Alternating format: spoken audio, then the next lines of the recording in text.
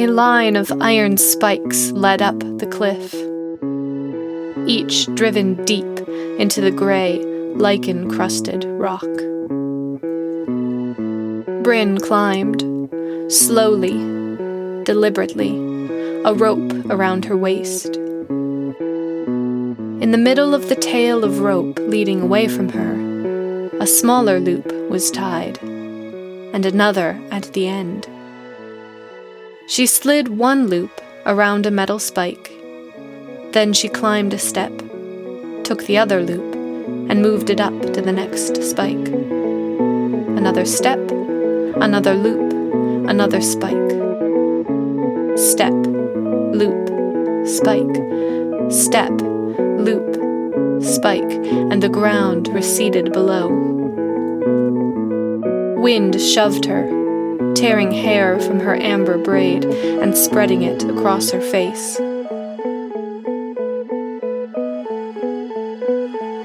She could have clambered up those spikes as easily as the ladder into the hayloft, but he had told her not to. Wind and rain might loosen the spike, make it come away in her hand. She'd fall. And she'd always done what he'd said, hadn't she? Step, loop, spike.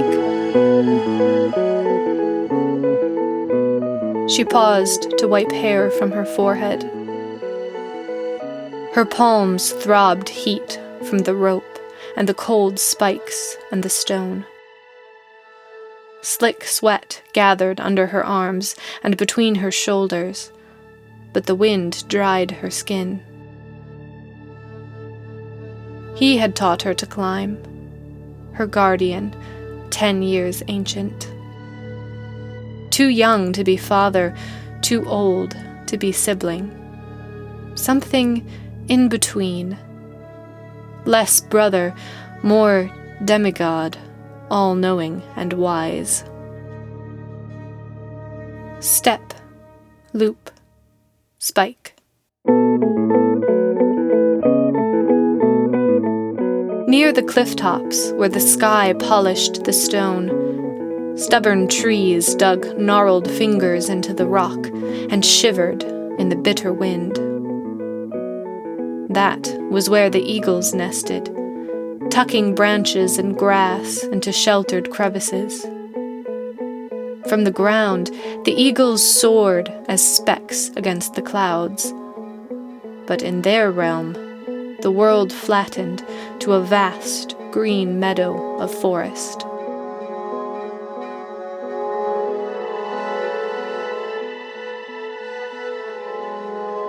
Brin perched on the last of the spikes and dried her hands on the rough weave of her clothing, letting her aching fingers rest. Then, with a thrill, she slipped the loops free.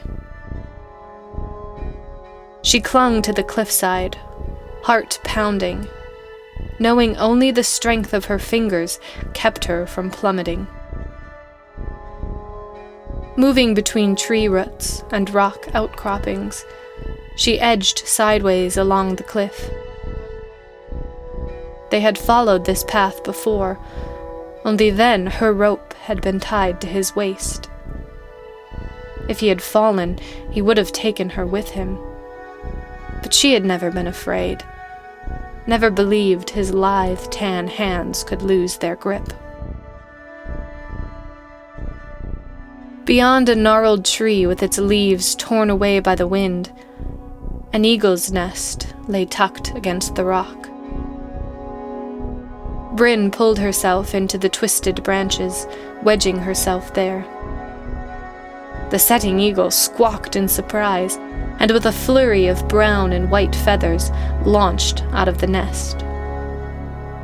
Her wings fanned to catch the open air, and the wind whisked her away. There in the nest, half buried in brush and lichen and tattered feathers, lay 2 pale oblongs, brown specked and shining. "Don't touch the eggs," disturb the nest and they might not come back. He was behind her, solid against her back, his breath warm on the side of her face. Brin felt the tug as he tightened the rope connecting them. But the wind slashed with cold fingers, reminding her she was alone, and she leaned back against crumbling rock. The rope hung loose around her shoulders. She leaned forward into the nest and took an egg, hot and slick, freshly laid, in her hand. It would hatch a blind, helpless chick, opening a hungry mouth to the sky. He had brought her to see them once, after they'd hatched and their knobby wings started to sprout patchy bunches of feathers.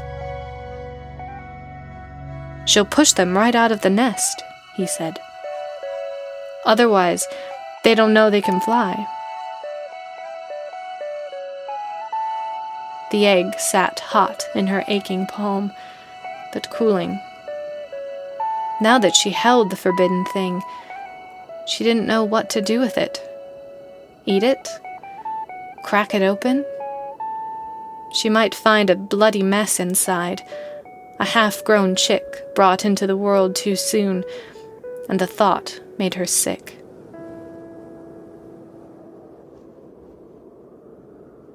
The eagle landed on a nearby branch, ruffling in the wind, and watched with an accusing yellow eye.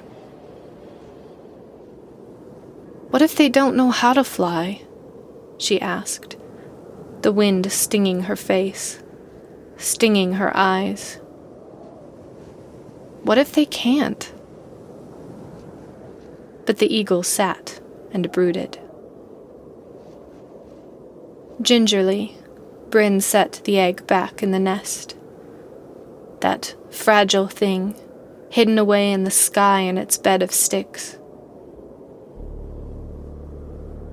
She wrapped her hand around a branch and leaned out into nothing, felt the wind push her, felt her stomach lurch and protest. Below, a thin band of road wound through the forest. It was the road he had followed, away to the horizon and not looking back. "I have to go," he had said, his eyes trying to tell her things she didn't understand. He had hugged her, pulling her against his shirt that smelled like comfort during thunderstorms or after skinned knees, like a boy with a man bleeding through his pores. She had scowled after him, not caring what was at the other end of the road, only knowing it led away from her.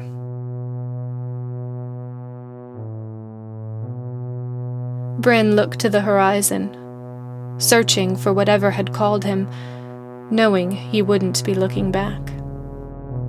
He had left her a half-feathered fledgling in the nest, an egg without its shell.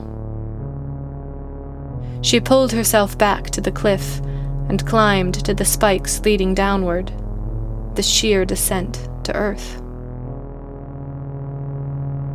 She had dreamed of falling, of the wind stealing the air from her lungs, carrying her faster and faster, tumbling until she gasped awake, heart pounding, unsure if she was terrified of the landing or exhilarated by the fall. Never free climb. His hand had pulled her face to look at him, his fingers tight on her cheeks. "I mean it." And she had always done what he said. She coiled the rope over her shoulder. Her foot found the spike, her fingers the rock. The wind rattled the trees as she descended. If she fell alone.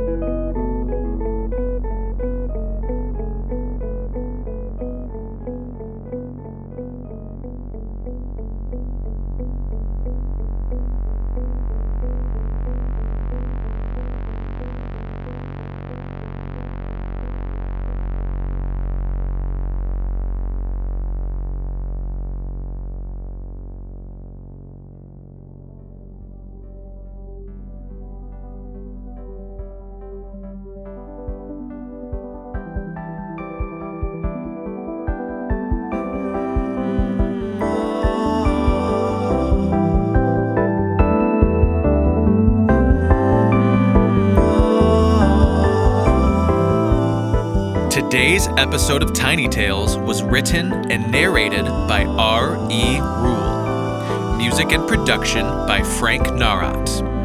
If you enjoy our show, don't forget to rate and subscribe. Join us on Patreon for as little as $1 per month to gain exclusive access to the Tiny Tales soundtracks. Visit us at tinytalespodcast.com for details. Thanks for listening.